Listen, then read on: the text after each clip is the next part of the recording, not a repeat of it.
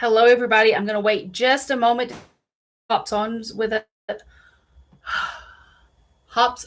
with us tonight. It is going to be a shorter live than normal. I normally go 45 minutes to an hour.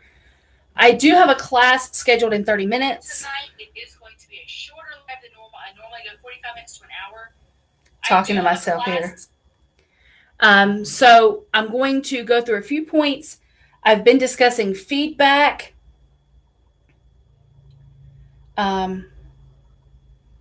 So as I talk about feedback, if you came to one of the Zoom meetings, you will understand what I'm referring to.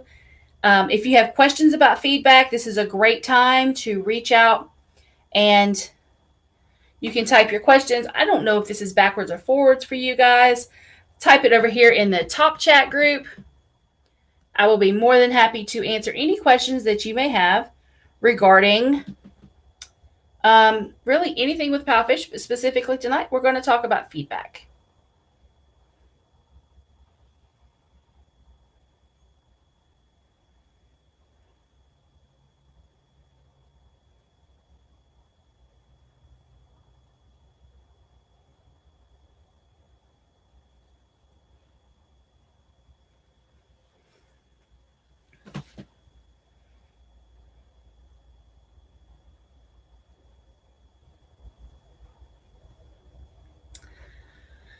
If you got an email from me and that is what brought you to this live chat, go ahead and make sure you like this video.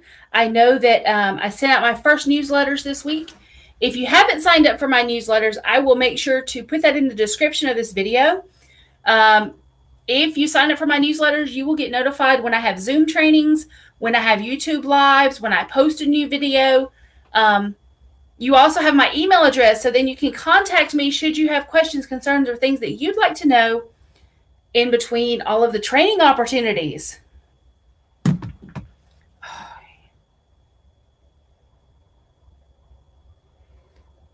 They made changes to how we post videos in Palfish. And so now it's a little bit of a question. Hello, Karen. I'm only here. We have 26 minutes, and I may come back if we have a ton of questions or things that need to be addressed. I may come back and do another video tonight. I'm not certain. But I wanted to show you guys, I've done a video recently about the Dollar Tree haul. This is the way that I did my classroom, right? Well, I also did 2 new rewards. Let's be realistic. Yes, Anne, this is the right one. So kids understand what money is, right? So who doesn't? I love money. That's why we work. So in the kids' toy section, I found this thing of money. They have some that has dollars and some that has coins. I just did the coins. And so in my class that just ended, I did it so that every time he got something right that he was struggling with, every slide that he got, yay, money! And then at the very end, I took it and I went, look at your money! And he got so excited about it. Okay, so this is literally $1 of cheap dollar store money. If your kids have toys that have money in them, Monopoly money, you could probably make that work as a great reward system. I guess what I'm picturing in my head, if you were going to do Monopoly money, do it across like a pizza pan with maybe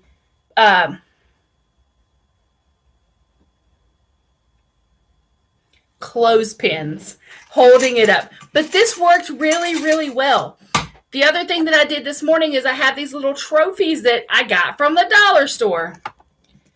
And I haven't figured out exactly how to display them yet, but I just kind of held them up like this.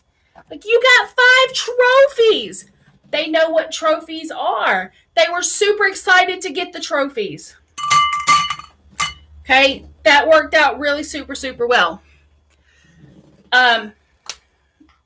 Biggest thing that you all need to know about feedback is how to make sure something doesn't translate when you're going from Chinese to English or English to Chinese. In other examples that I've given, let's say your student is struggling with the word corn. Okay.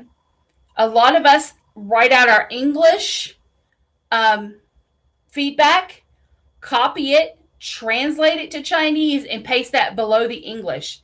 Now, let me show you a trick. If you do this with the slash marks, right, it won't translate.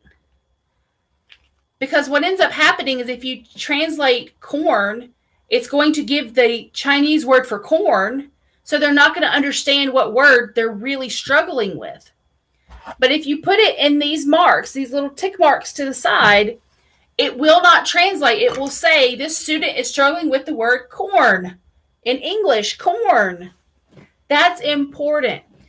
Now, if you didn't catch the idea of translating your information into Chinese, that is also super, super helpful when it comes to your profile. We have a lot of parents who don't speak English. And sometimes things can be lost in the translation. So what you can do, take your profile, translate it into Chinese, copy it, translate it back into English, and see if there's anything in there that looks or sounds funny. I had a teacher friend of mine who did this, and come to find out she had referred to herself as the queen prostitute in her profile. Obviously, that's not what she meant, but it was very quick to determine that that's why she wasn't getting booked on Sunday.